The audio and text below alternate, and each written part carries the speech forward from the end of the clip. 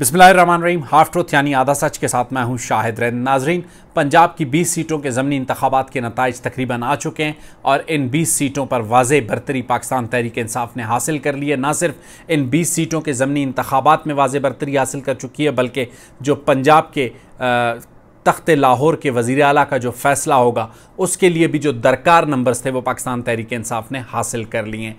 आने वाले दिनों में पाकिस्तान तहरीक इंसाफ क्या सियासत कर सकती है, आने वाले दिन पाकिस्तानी सियासी मंजरनामे पर क्या होंगे, पाकिस्तान तहरीक इंसाफ का बयानिया, इस पर आज हम बात करेंगे।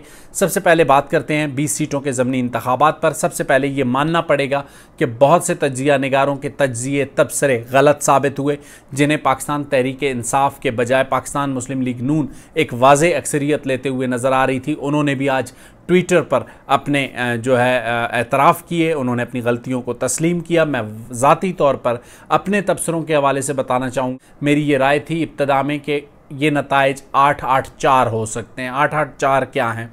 मेरी ये राय थी कि 8 सीटें पाकिस्तान तहरीक इंसाफ, 8 पाकिस्तान मुस्लिम लीग नून और 4 इंडिपेंडेंट्स को मिलेंगी और किसी तरीके से हमजा शहबाज जो है वो सरवाइव कर जाएंगे। आज सुबह भी अपनी ट्विटर टाइमलाइन पर मैंने इस चीज़ को अपडेट किया कि अगर पाकिस्तान मुस्लिम लीग नून 8 से 10 सीटें, पाकिस्तान तहरीक इंसाफ 5 से 6 और बाकी इंडिपेंडेंट्स को मिलती हैं तो जो तख्त लाहौर के वज़ीर आला का फ़ैसला होगा वो इंतहाई अहम होगा। लेकिन ये तमाम तबसरे, ये तमाम तज्जिए गलत साबित हुए। पाकिस्तान तहरीक इंसाफ 15 से ज़ायद नशस्तों पर इस वक्त कामयाबी हासिल कर चुकी है, तकरीबन उसके करीब है, 15 के लगभग अब तक हैं। हो सकता है ये नंबर 17 तक जाएं जब तक ये वीलॉग रिकॉर्ड हो रहा है। तो इस वक्त पाकिस्तान तहरीक इंसाफ ने तख्त लाहौर पाकिस्तान मुस्लिम लीग नून से छीन लिया है। अब सवाल ये पैदा होता है कि पाकिस्तान मुस्लिम लीग नून तख्त लाहौर को खोने के बाद क्या तख्त इस्लामाबाद पर विराजमान रह सकती है, रहना चाहेगी? इस पर आज हम बात करेंगे। लेकिन सबसे पहले बात करते हैं पाकिस्तान तहरीक इंसाफ के चेयरमैन साबिक वज़ीर आज़म इमरान खान, जिन्होंने सबसे पहले जब वो कौमी असम्बली में अदम एतमाद की सूरत में निकाले गए तो एक बयानिया तरतीब दिया। वो बयानिया अमरीकी साजिश का था। उस बयानिए को सुप्रीम कोर्ट ने एक लिफाफे में लपेट कर, जो सोमोटो एक्शन था सुप्रीम कोर्ट का चंद रोज़ कबल का जो फ़ैसला था, उसमें पाकिस्तान तहरीक इंसाफ को वापस दिया और उस बयानिए को किसी तरीके से अभी तक वो पजीराई नहीं मिली कि अमरीकी साजिश के तहत उनकी हुकूमत निकाली गई है, या वो इस केस को अभी तक साबित नहीं कर सके। गो के पाकिस्तान तहरीक इंसाफ के सरबराह ने चंद रोज़ कबल ही एक तकरीर में ये चैलेंज किया था कि उन पर लगाया जाए आर्टिकल 6 ताकि वो बताएं आवाम को जो बातें अब तक वो नहीं बता सके।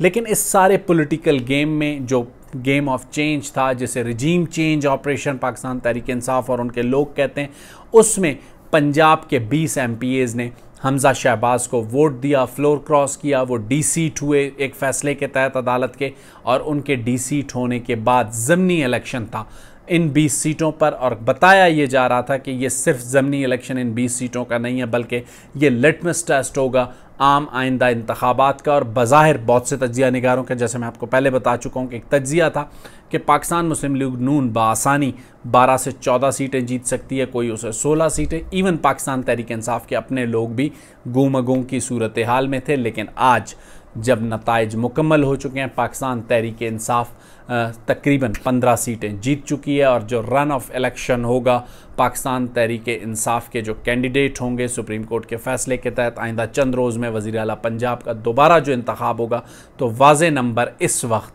पाकिस्तान तहरीक इंसाफ और उसकी इत्तेहादी जमात काफ लीग हासिल कर चुकी है। चौधरी परवेज़ इलाही वज़ीर आला के उम्मीदवार हैं पाकिस्तान तहरीक इंसाफ की तरफ से। अब वो रहते हैं, नहीं रहते हैं, अगर रहते हैं तो फिर इंतखाब के बाद क्या होगा उस पर भी आज बात करेंगे। लेकिन उससे पहले पाकिस्तान तहरीक इंसाफ ने इन ज़मीनी इंतखाबात के हवाले से ख़ासकर उनके चेयरमैन वज़ीर आज़म साबिक इमरान खान ने एक बयानिया तरतीब दिया था। उस बयानिए के हवाले से बात करेंगे। उस बयानिए में उन्होंने बार बार ये तासुर दिया कि पाकिस्तान मुस्लिम लीग नून को सिक्योरिटी इस्टेब्लिशमेंट सपोर्ट कर रही है, या उनकी हुकूमत चाहे मरकज़ में हो या पंजाब में हो, उसे कायम रखने के लिए सिक्योरिटी इस्टेब्लिशमेंट सपोर्ट कर रही है। लेकिन आज 20 सीटों के जो नताइज हैं वो ये वाज़े करते हैं कि सिक्योरिटी इस्टेब्लिशमेंट न सिर्फ जैसे पहले लफ्ज़ न्यूट्रल कहा जाता था, बल्कि जैसे DG ISPR major general Babar Iftikhar ने कहा था, ए पॉलिटिकल उन्होंने प्रूव किया है आज कि वो ए पॉलिटिकल रहे हैं, और ए पॉलिटिकल होने के उनका सबूत यह है कि पाकिस्तान तहरीक इंसाफ की जानिब से कहीं पर भी ये इल्ज़ाम अभी तक नहीं लगाया गया कि सिक्योरिटी इस्टेब्लिशमेंट ने इन इंतखाबात में पाकिस्तान मुस्लिम लीग नून की हिमायत की है या पाकिस्तान तहरीक इंसाफ की मुखालफत की है, और ये नताइज इस बात का सबूत है। अगर वो करते, जैसे 2018 में RTS बैठने का इल्ज़ाम नून लीग ने लगाया था, तो इस वक्त RTS नहीं बैठा, बल्कि रात 11-12 बजे तक तमाम नताइज क्लियर हो चुके थे और पाकिस्तान तहरीक इंसाफ की अक्सरियत सामने आ चुकी थी। तो सबसे पहला एक नैरेटिव सिक्योरिटी इस्टेब्लिशमेंट के हवाले से जो उन्होंने सेट किया। दूसरा, मिस्टर एक्स और मिस्टर वाई की जो बातें कर रहे थे रिगिंग के हवाले से, पाकिस्तान तहरीक इंसाफ के चेयरमैन जो सिक्योरिटी इस्टेब्लिशमेंट की तरफ ही उनके इशारे थे। मिस्टर एक्स और मिस्टर वाई कौन है, इसकी वजाहत आने वाले दिनों में पाकिस्तान तहरीक इंसाफ के चेयरमैन इमरान खान ने खुद करनी है, और न सिर्फ ये वजाहत करनी है कि मिस्टर एक्स और मिस्टर वाई कौन थे, बल्कि उन पर जो रिगिंग के इल्ज़ामात उन्होंने लगाए उनको भी साबित करना होगा। अगर नहीं कर सकते तो फिर क्या होगा, उस पर आगे बात करेंगे। इसके अलावा इलेक्शन कमीशन पर भी उन्होंने इल्ज़ामात लगाए। मौजूदा जो चीफ इलेक्शन कमिश्नर हैं, एक रोज़ कबल तक उनके खिलाफ जो जिस किस्म की गुफ्तगू पाकिस्तान तहरीक इंसाफ के चेयरमैन इमरान खान ने की, पाकिस्तान मुस्लिम लीग नून की साइड लेने का इल्ज़ाम उन पर लगाया, क्या अब वो उस पर माफ़ी मांगना चाहेंगे? ऐसा मुमकिन नज़र नहीं आता।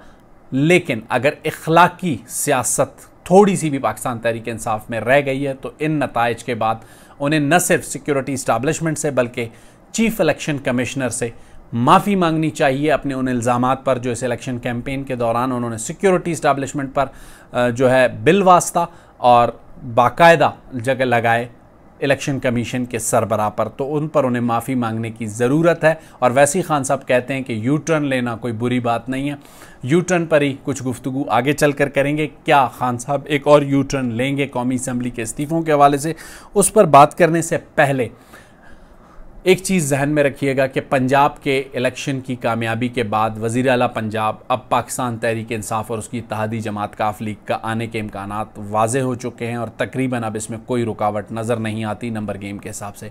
तो इस वक्त बज़ाहिर पंजाब और KPK में पाकिस्तान तहरीक इंसाफ की हुकूमत है, सिंध में पाकिस्तान पीपल्स पार्टी, मरकज़ में पाकिस्तान मुस्लिम लीग नून, बलूचिस्तान में बलूचिस्तान अवामी पार्टी, हुकूमत और अपोजिशन दोनों बेंचेस मिलाकर सभी यहाँ पर जो है एक ही कश्ती के सवार हैं। बज़ाहिर यहाँ कोई अपोजिशन नज़र नहीं आती है। तो इस वक्त क्या खान साहब पंजाब और KP की असम्बली डिज़ोल्व करके फौरी तौर पर इंतखाबात की तरफ जाने की कोशिश करेंगे? क्या चौधरी परवेज़ लाई वज़ीर आला बनते ही साबिक वज़ीर आज़म इमरान खान को ये इजाज़त देंगे कि वो पंजाब की असम्बली को भी डिज़ोल्व करें और KP को भी डिज़ोल्व करें और इंतखाबात की तरफ बढ़ें? या फिर साबिक वज़ीर आज़म इमरान खान को अब एक बार फिर यू टर्न लेते हुए कौमी असम्बली वापस जाना पड़ेगा, क्योंकि जो कवानीन उन्होंने बनाए थे नैब के हवाले से, जो कवानीन उन्होंने बनाए थे इंतखाबात के हवाले से, ख़ासकर EVM और जो ओवरसीज़ पाकिस्तानीज़ के वोट का राइट है, उसे मौजूदा हुकूमत ख़त्म कर चुकी है। तो क्या इन तमाम कवानीन को अगले इंतखाब से कबल बदलने के लिए पाकिस्तान तहरीक इंसाफ एक बार फिर कौमी असम्बली का रुख करेगी, या फिर जो मौजूदा इलेक्शन कमिश्नर हैं जिन पर इल्ज़ामात लगाए हैं पाकिस्तान तहरीक इंसाफ के सरबराह इमरान खान ने, उन्हीं की सरबराही में मौजूदा जो कानून है उसी के तहत वो इंतखाबात को तस्लीम करेंगे? ना सिर्फ इंतखाबात को तस्लीम करेंगे बल्कि इंतखाबात के बाद के नताइज को तस्लीम करेंगे।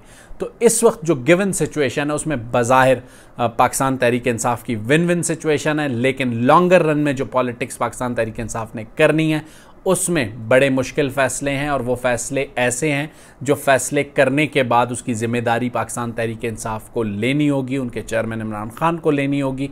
और वो फ़ैसले हैं पंजाब की असम्बली को कितने अरसे चलाना है, KPK की असम्बली को कितने अरसे चलाना है, कौमी असम्बली में वापस जाना है या नहीं। इस कामयाबी के बाद अब जो अर्ली इलेक्शंस का खान साहब का मुतालबा है उसके लिए खान साहब के सामने कोई बहुत बड़ी रुकावट नहीं है। अब उनके पास सिर्फ दो ऑप्शंस हैं।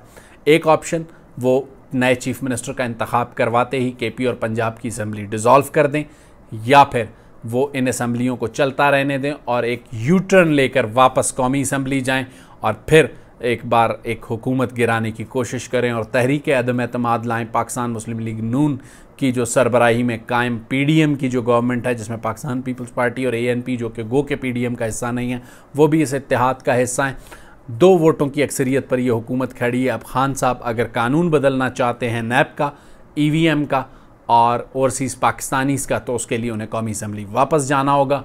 और अगर वो इसी सूरत हाल में अगले आम इंतखाबात की तरफ जाना चाहते हैं तो KP और पंजाब की असम्बलीज़ डिज़ोल्व करने के बाद एक ऐसी सूरत हाल पैदा हो सकती है कि मुल्क में कबल अज़ वक्त इंतखाबात का बिगुल बजे। अब ये सारे फ़ैसले पाकिस्तान तहरीक इंसाफ ने करने हैं, लेकिन इससे कबल पाकिस्तान मुस्लिम लीग नून और उसकी इत्तेहादी जमातें क्या फ़ैसला करती हैं, आइंदा 24 से 48 घंटे इन तमाम फ़ैसलों के लिए इंतहाई अहम है। पाकिस्तान की सियासत में इस वक्त एक बार फिर एक हैजान की सी कैफियत है और ये कैफियत अगले कुछ रोज़ तक बरकरार रहेगी जब तक इसमें क्लियरिटी नहीं आती, ख़ासकर खान साहब के फ़ैसलों के हवाले से। और ख़ान साहब के फ़ैसलों के हवाले से कोई राय देने से कबल हमें ये याद रखना होगा कि खान साहब यू टर्न लेने को बुरा नहीं समझते। अब देखते हैं कि वो एक और यू टर्न कब लेते हैं। अगले वीलॉग तक मुझे शाहिद रिंद को इजाज़त दीजिए। अल्लाह हाफ़िज़।